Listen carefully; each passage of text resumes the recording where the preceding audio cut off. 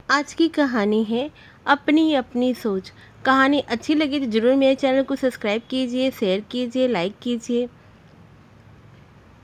कविता, मेरे कमरे का एसी क्यों बंद किया? कल रात को कितनी बेचैनी हो रही थी। हमारे घर में पूरी रात एसी चले तो भी हम बिल की चिंता नहीं करते। तुम्हारे मायके की तरह नहीं कि 10 लोगों के बीच एक ही कूलर हो, सारे एक ही जगह सोते हो। पता नहीं सबको हवा कैसे आती है। बड़े कंजूस हैं। छुट्टी में ननिहाल जाएगा मेरा लाडला, पता नहीं वहाँ कैसे नींद आएगी मेरे किट्टू को। सुधा जी ने अपनी बहू को मुंह बनाकर कहा। चाय बना दूं मम्मी जी? कविता ने बात को अनसुना करते हुए कहा। हाँ बना दो। और सुन, किट्टू के लिए वो माफिस बना देना, मेरे पोते को बहुत पसंद है।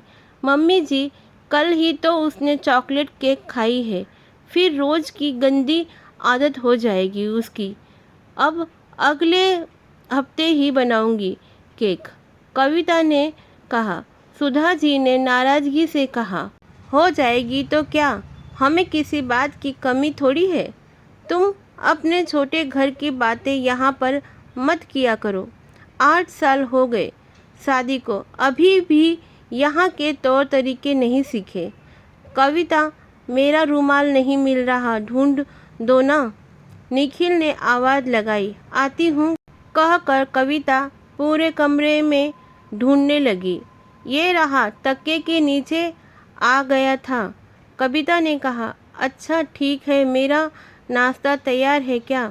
निखिल बोला, हाँ आ जाओ, और कार्तिक को भी बोल दो कि नाश्ता कर ले, कविता ने कहा। कविता ने नाश्ता परोसते हुए किट्टू से कहा, ये लो किट्टू, सैंडविच और केला जल्दी से खा लो, नहीं तो पेंटिंग क्लास में लेट हो जाएगी। मुझे नहीं खाना, किट्टू ने प्लेट झटकाते हुए कहा। किट्टू, ये क्या तरीका है? कविता ने गुस्से से कहा। क्या हुआ?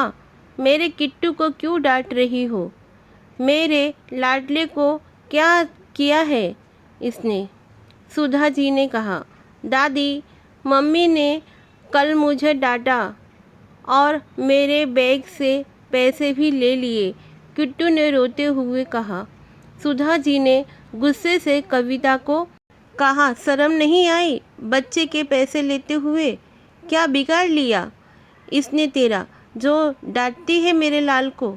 यह सब ओछी हरकतें तुम्हारे मायके में चलती होगी, यहाँ नहीं। पैसा दे देना किट्टू को वापिस। कविता गुस्से से तलमलाती हुई बोली, नहीं दूंगी। भले ही मैं छोटे घर की हूँ, पर मेरे संस्कार छोटे नहीं हैं। आपके लाडले किट्टू ने मेरे पर्स से पैसे निकाले हैं। पूछो इससे, अब तो चोरी करना भी सीख गया है। इसकी जितनी जिद मानते हैं उतना और जिद्दी हो रहा है।